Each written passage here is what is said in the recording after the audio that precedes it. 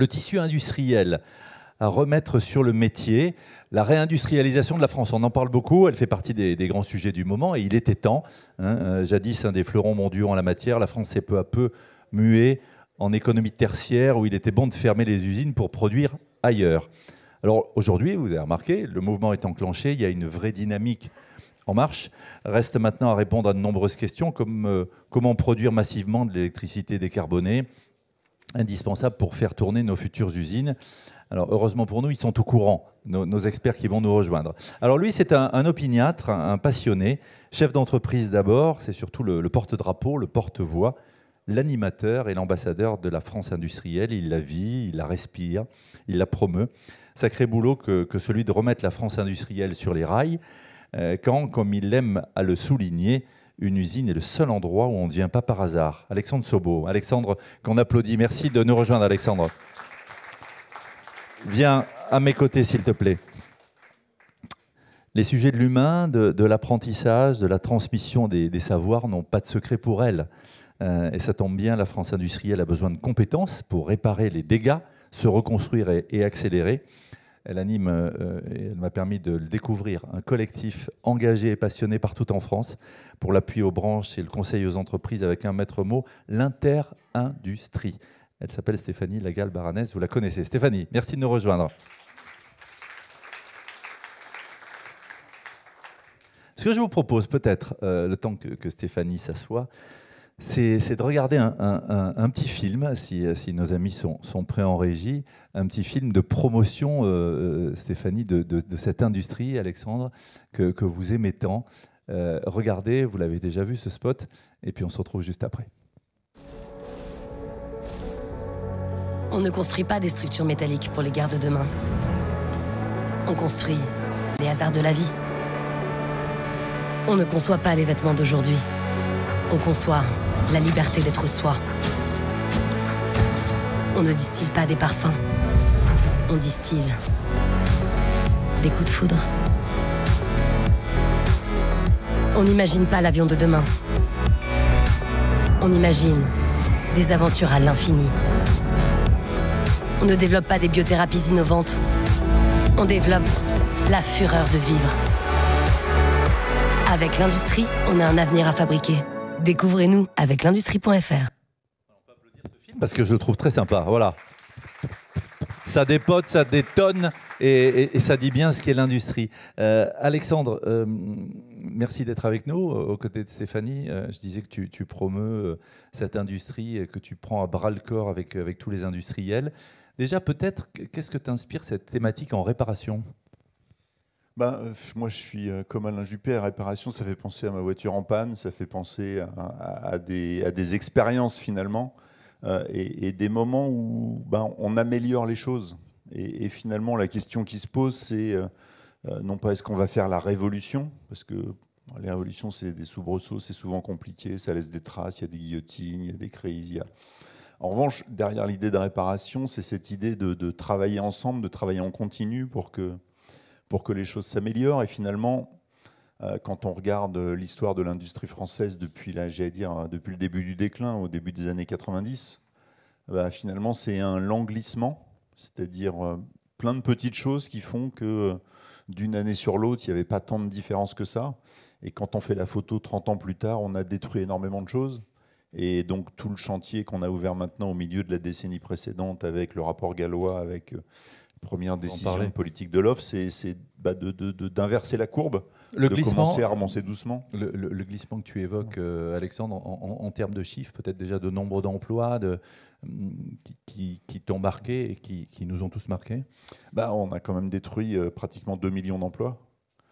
On a fermé des sites un peu partout. On a des territoires qui se sont complètement paupérisés avec des endroits où il ne reste plus, en gros, que ce qui fait vivre le territoire, c'est les services publics et les transferts sociaux.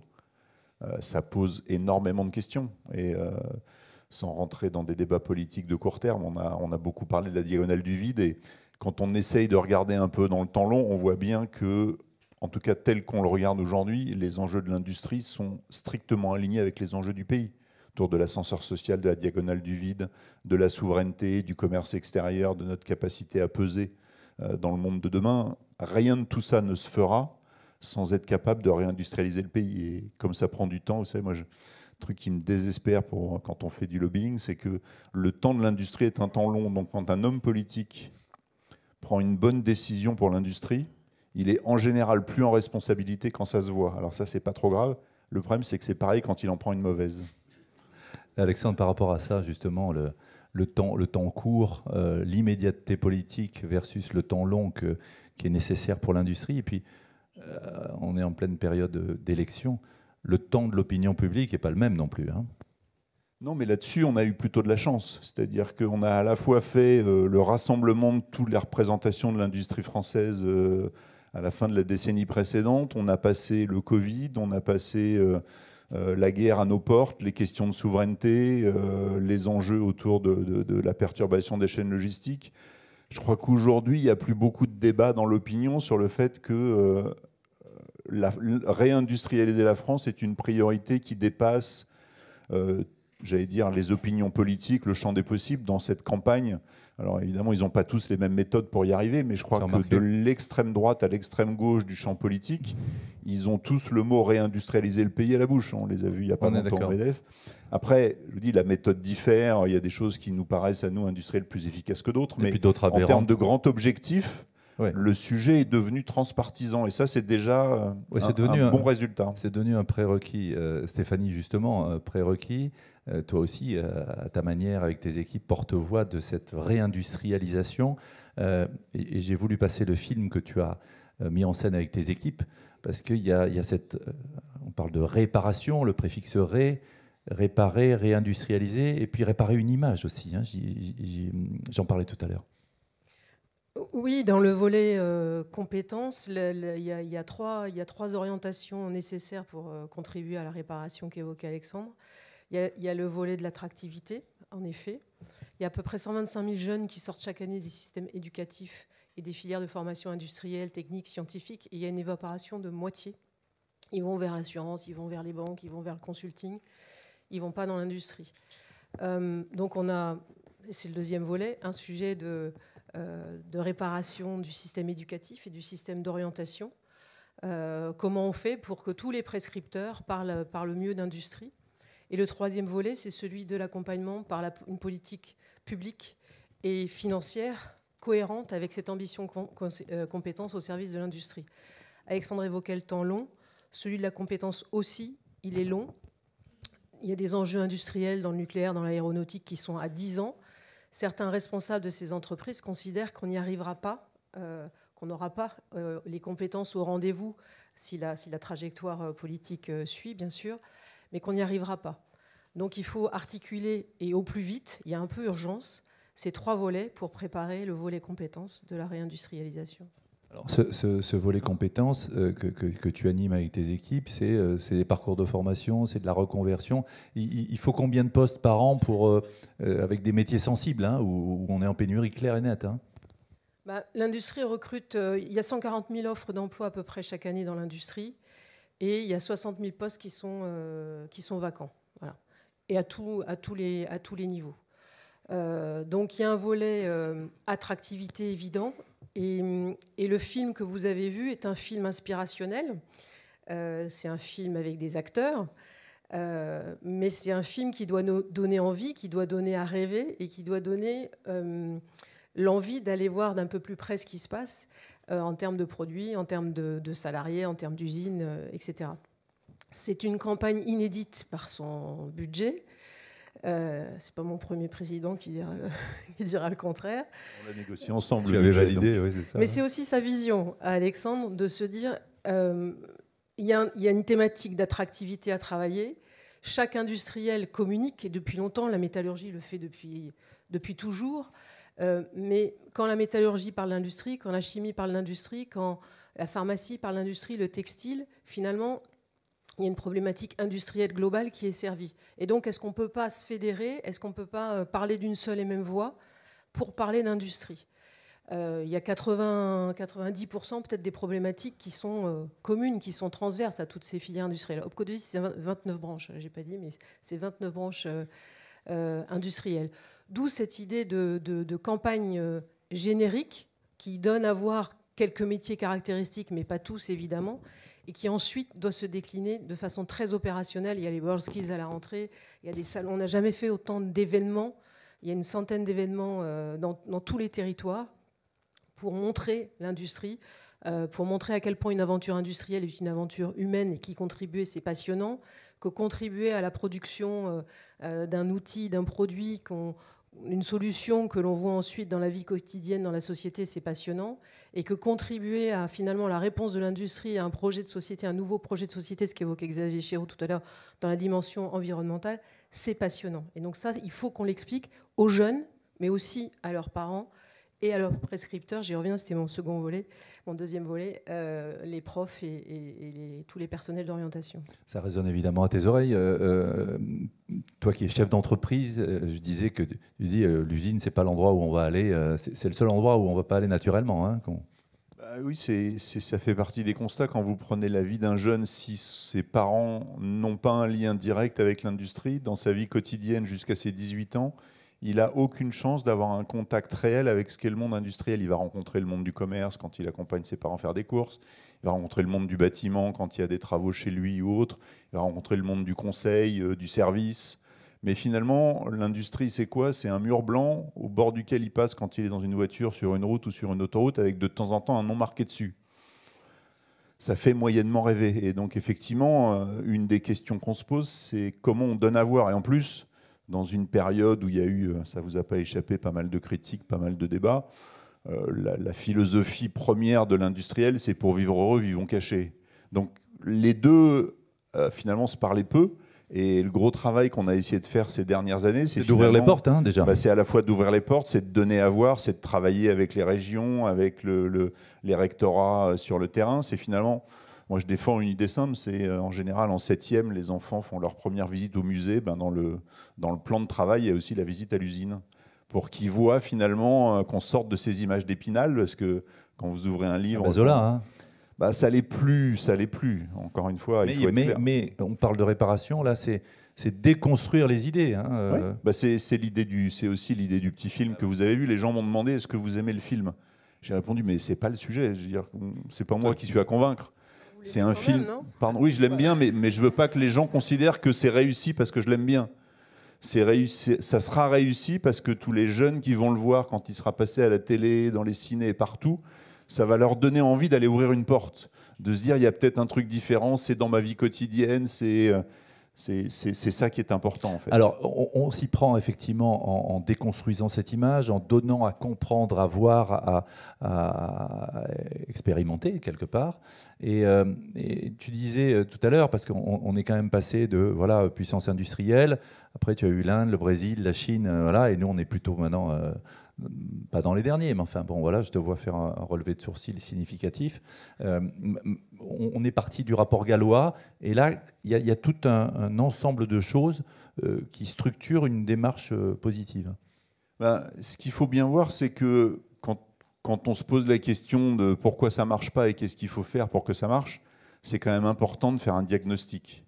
Et finalement, quand on reprend, j'allais dire, l'histoire de l'industrie française depuis le sortir de la Deuxième Guerre mondiale, on s'est assez vite retrouvé après le plan Marshall dans les 6 ou 7 grands pays industriels qui étaient tous développés, qui avaient globalement le même niveau de vie, à peu près le même niveau de salaire, et une régulation de la compétitivité entre eux qui se faisait par une dévaluation bien ciblée à échéance régulière. Ce qui fait que finalement, l'avenir de l'industrie, il était très peu dépendant des politiques publiques. On avait quelques grands programmes, le programme nucléaire, le plan câble, il y avait quelques grands sujets, la dissuasion, le TGV, mais globalement, l'équilibre se faisait par les grands équilibres financiers, la dévaluation, et on a eu une assez grande stabilité avec chacun ses points de force jusqu'au début et au milieu des années 90. Puis là, on a complètement changé le monde. On a à la fois vu des nouveaux pays qui voulaient rentrer dans le jeu. On a fait rentrer la Chine dans l'OMC, on a fait rentrer tous les pays de l'Est dans l'Union européenne, on a vu émerger la Corée, on commence à voir pousser l'Inde, le Brésil, l'Indonésie, donc des nouveaux pays. Et nous, en même temps, en Europe, on a fait l'euro, donc on s'est privé de l'outil de régulation simple, qui était la dévaluation pour assurer la compétitivité. Et puis, finalement, pendant 15 ans, On a fait comme si de rien n'était.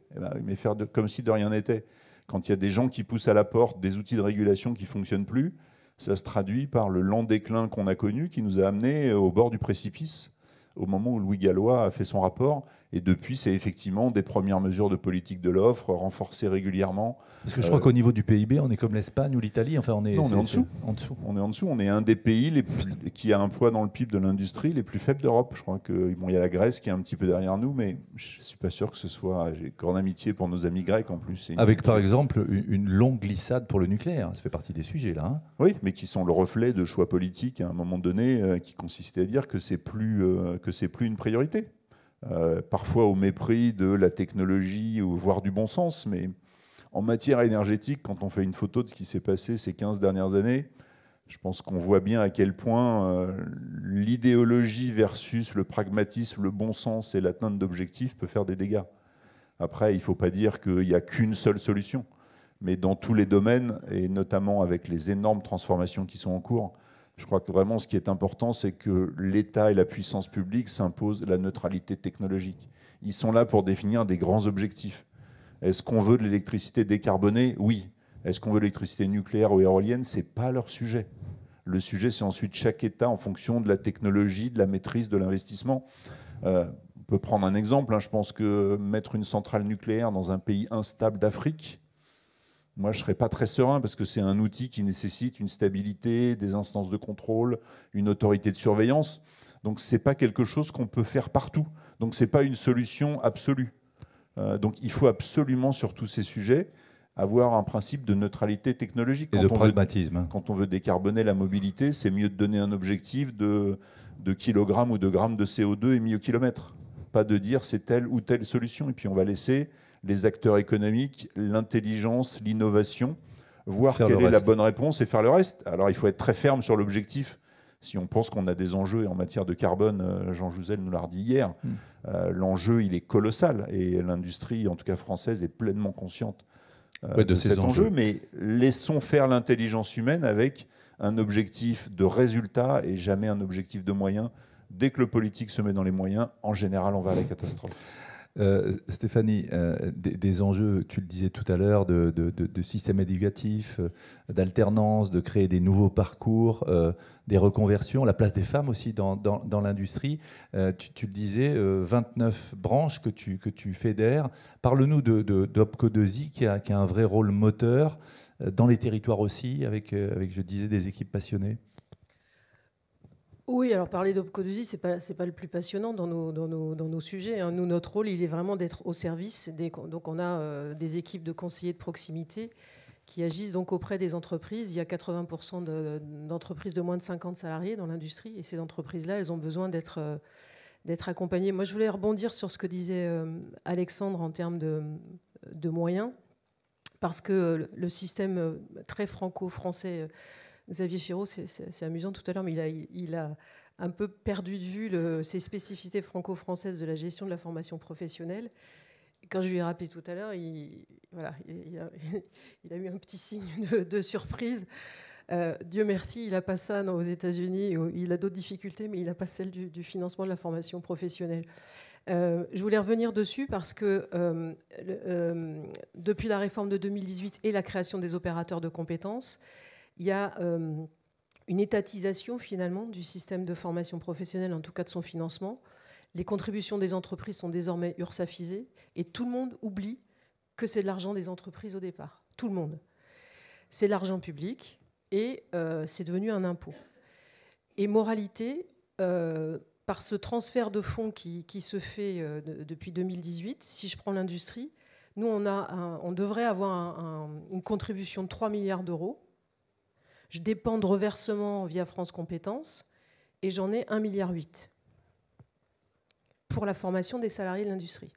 On nous a retiré la compétence pour les entreprises de plus de 50 salariés. C'est-à-dire que les salariés des entreprises de plus de 50 salariés, on est obligé d'aller chercher des cofinancements du FNE, du FSE, de la région, ou alors c'est sur les fonds propres d'entreprise, mais dans certains contextes.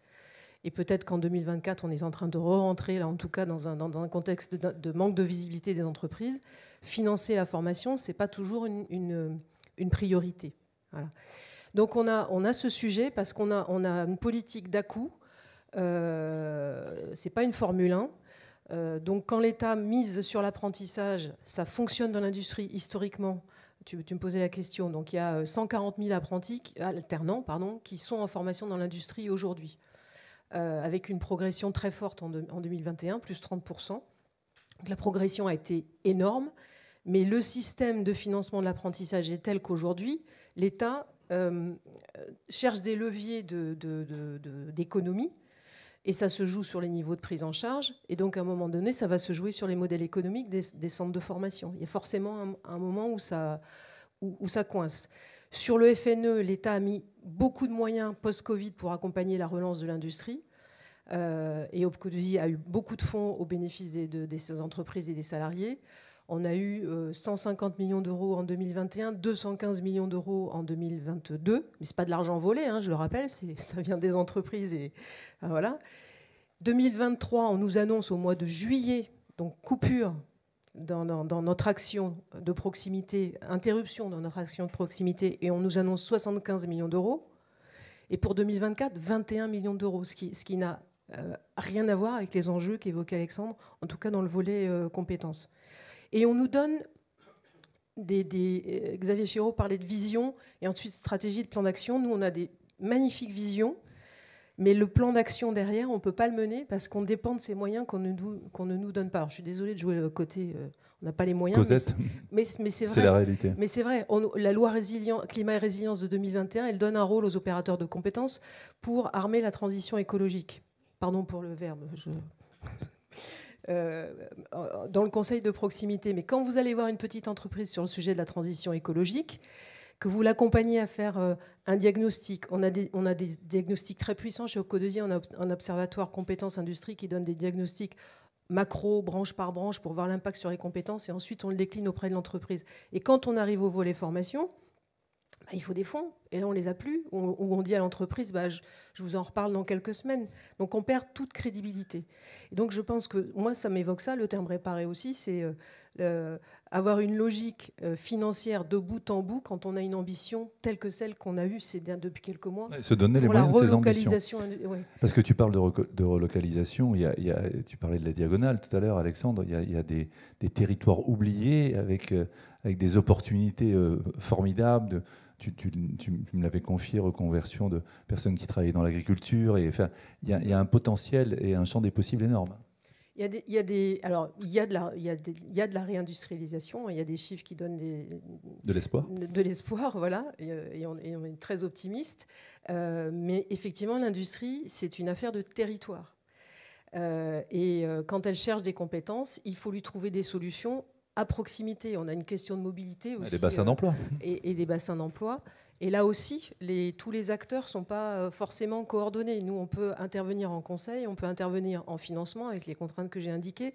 Mais il faut... Entre France Travail, DREDS... Voilà. Alors là, moi, je suis pleine d'espoir parce que France Travail, le réseau France Travail présidé par Alexandre, a une mission aussi justement de réseau France Travail auquel les OPCO contribuent, ainsi que l'ensemble des acteurs emploi-formation. Donc, j'espère qu'on va parvenir à mettre en musique cette coordination. Tout le monde va dans le même sens, on espère. Pour être efficace, trouver des solutions logement, trouver des solutions. Si on prend l'usine, le projet du Penly dans le nucléaire, c'est des infrastructures, c'est du logement, c'est du médecin, c'est des médecins, c'est des écoles, c'est bien sûr des salariés à recruter. Il y a tout un projet local à monter. Et donc, il faut que les acteurs emploi-formation, encore une fois sur le volet compétences, soient réunis, mettent de côté les égos, parce qu'on peut avoir aussi ces sujets-là, pour trouver les solutions efficaces au service des projets industriels.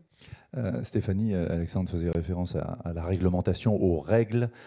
Tu en parlais hier. Réglementation, sur-réglementation, qui fait que finalement, on va aller faire fabriquer ailleurs, parce que c'est plus simple.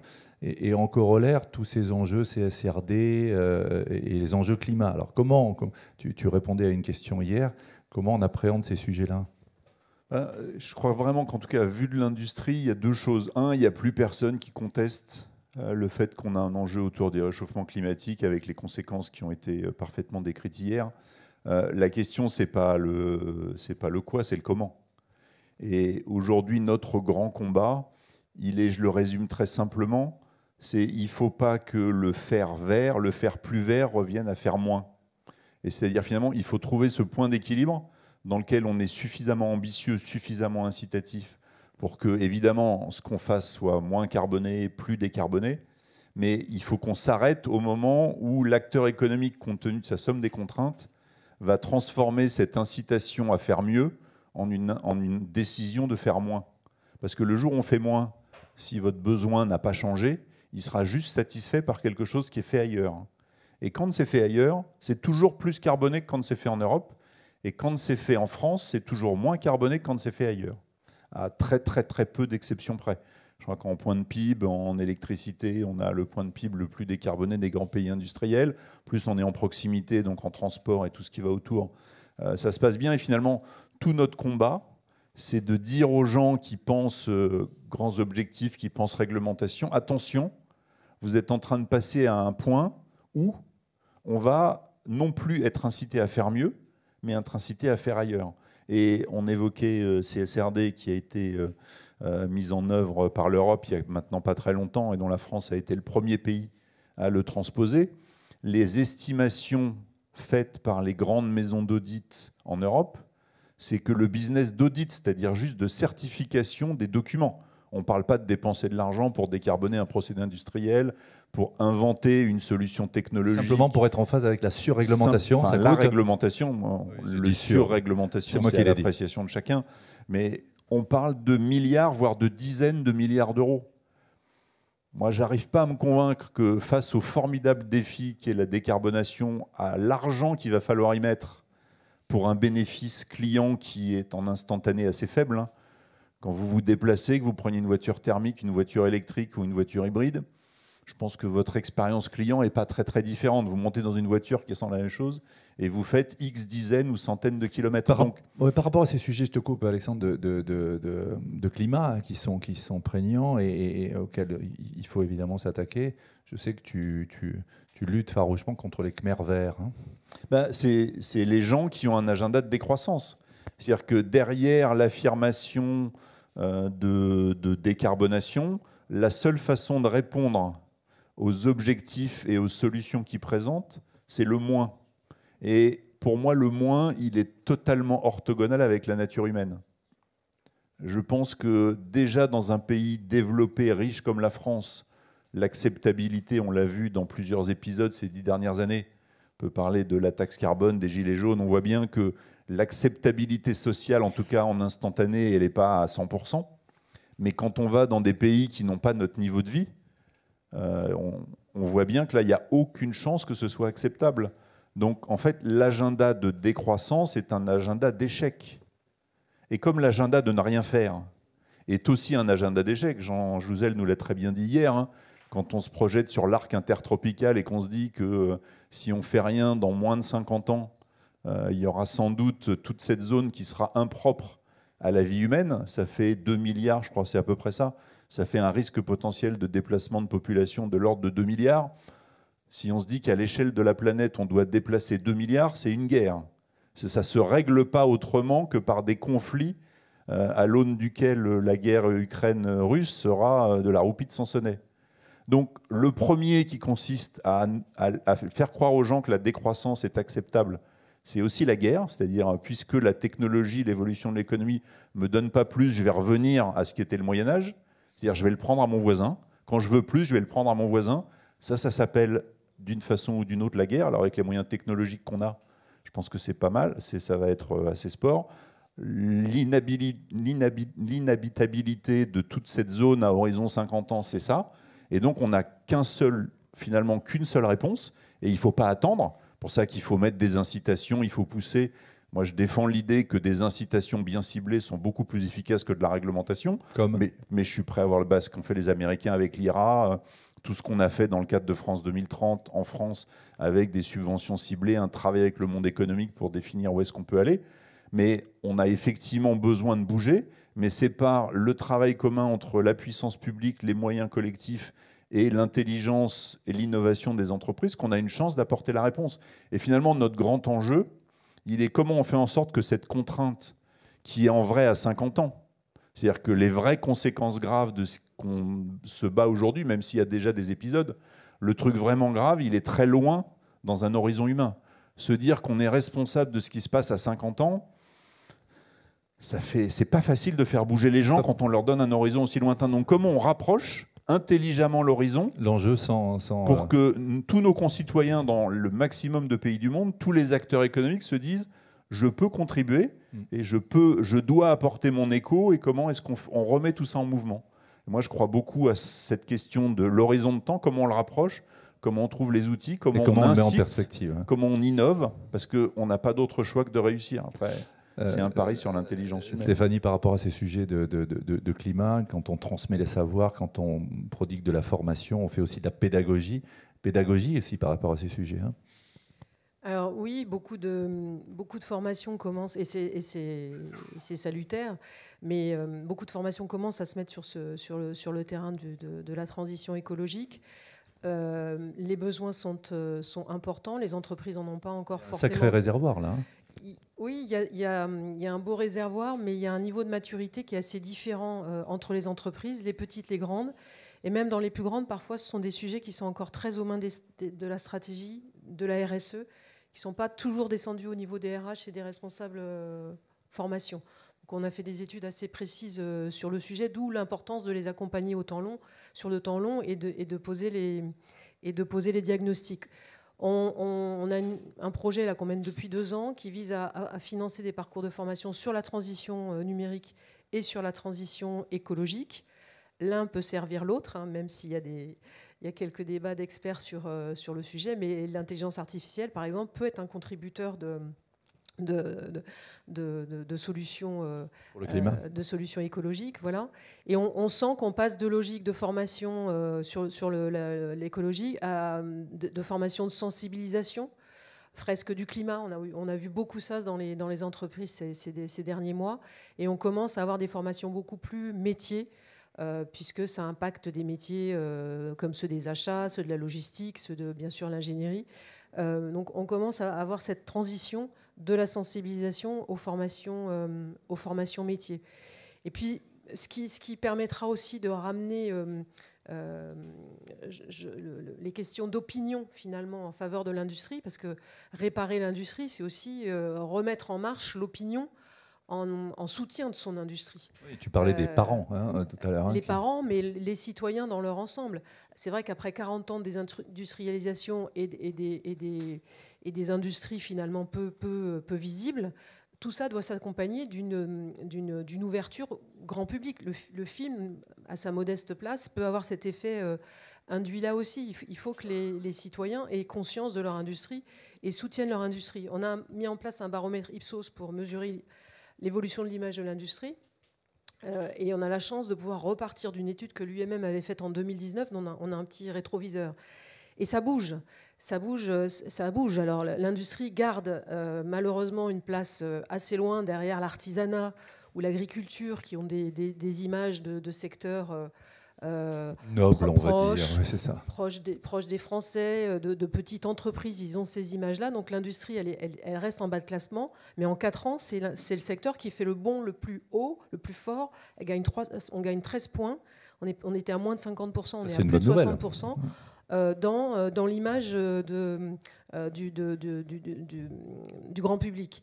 Et puis, ce baromètre nous dit aussi que 8 Français sur 10 considèrent désormais, par rapport à 2019, que l'industrie est un secteur d'avenir.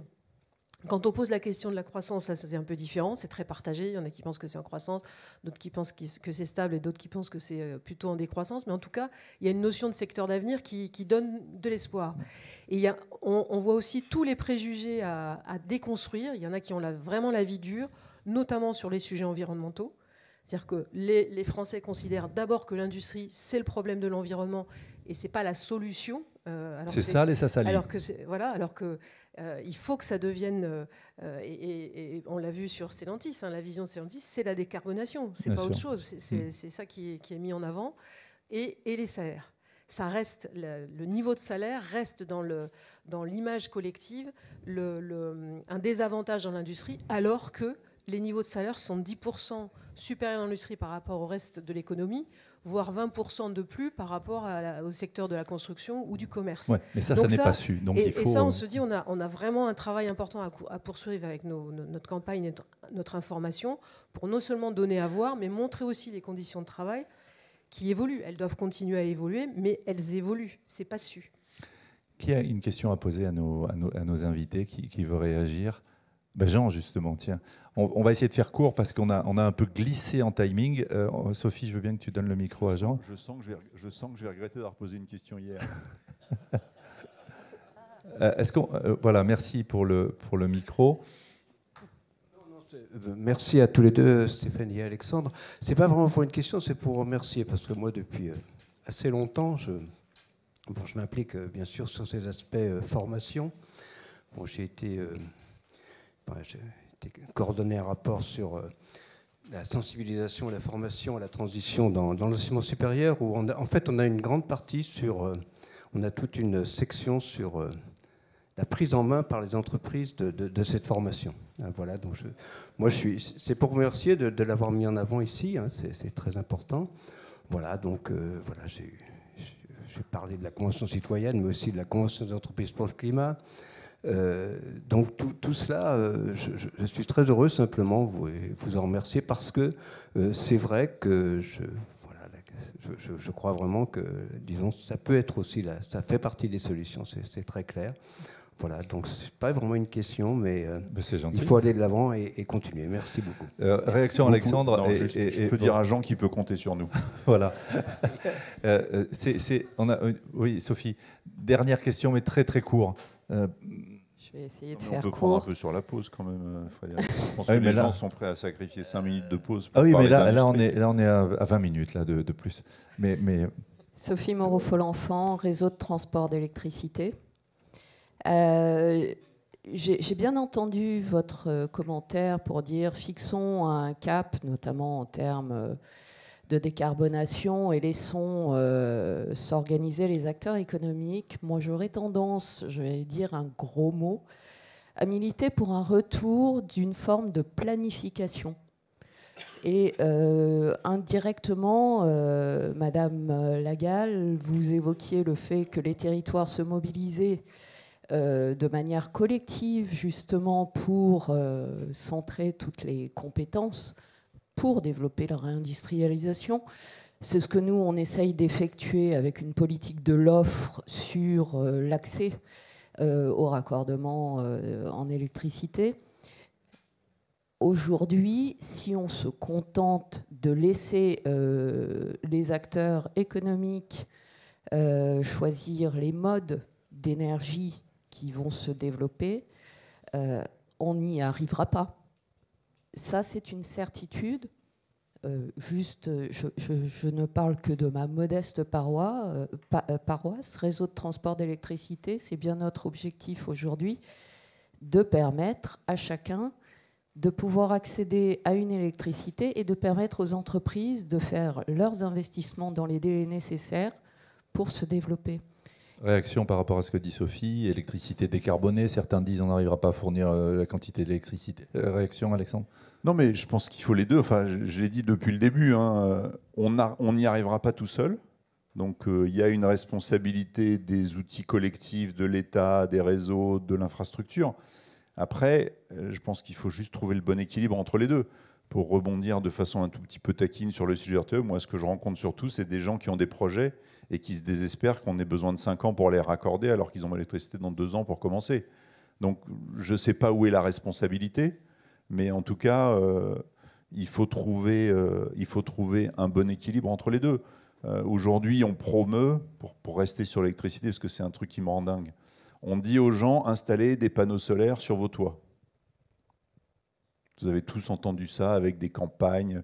Bon, on le fait avec des panneaux chinois dans 9 cas sur 10, parce que c'est les seuls qui ont un prix raisonnable. Vu l'industriel français que je suis pas complètement enthousiaste. 2, sur des petites surfaces, c'est de l'électricité qui coûte, quand on remet tous les coûts à la collectivité, entre 2 et 4 fois plus cher que de l'électricité qu'on fait avec un champ d'éoliennes offshore ou une centrale nucléaire qui est compétitive. Et troisièmement, on a de l'électricité que en journée, puisque ça marche quand il y a du soleil. Et aujourd'hui, avec tout ce qu'on a fait en panneaux solaires, c'est le moment où on manque plus d'électricité. Donc on a une politique publique qui incite les gens à faire quelque chose qui sert à rien, qui coûte cher. Donc je me dis, à quel moment est-ce qu'on échange entre la puissance publique et ceux qui voient comment ça se passe pour réaligner les dépenses, les objectifs et l'intérêt collectif? On a la même chose sur garder l'indépendance de la France. Et garder l'indépendance de la France. Donc on a plein de questions qui aujourd'hui sont sorties du débat public et qu'il va falloir d'une façon ou d'une autre remettre, parce que le coût de faire face à notre enjeu climatique, il est colossal.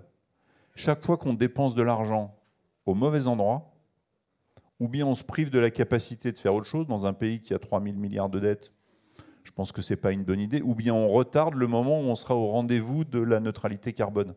Je pense que ni l'un ni l'autre ne sont des alternatives souhaitables. Donc il faut revenir à un peu de bon sens, il faut se remettre autour de la table hors toute idéologie pour que les projets qui fonctionnent, les besoins, et Stéphanie l'a très bien dit, hein, on parlait de l'emploi, c'est un sujet local, donc c'est une notion de bassin d'emploi, c'est une notion de raccordement, c'est une notion d'école, c'est une notion de logement, c'est une question d'infrastructure. Comment et de mobilité. On fait en sorte que tout ça fonctionne bien pour que on soit au rendez-vous du développement économique, de la réindustrialisation et de la satisfaction des collaborateurs qui vont y travailler. Parce que quand vous voulez attirer des gens à un endroit où il n'y a pas de logement, ils sont hors de prix, où il faut faire 40 km. Vous faites 40 bornes et vous avez 1 heure de bouchon pour arriver à votre bureau. C'est pas forcément très attractif. Assez vite, vous avez un petit problème d'attractivité. On parlait de panneaux solaires, merci de nous avoir éclairés tous les deux. C'était passionnant. Voilà, je vous demande de les applaudir. Merci. Stéphanie et Alexandre, merci à vous deux d'avoir été avec nous.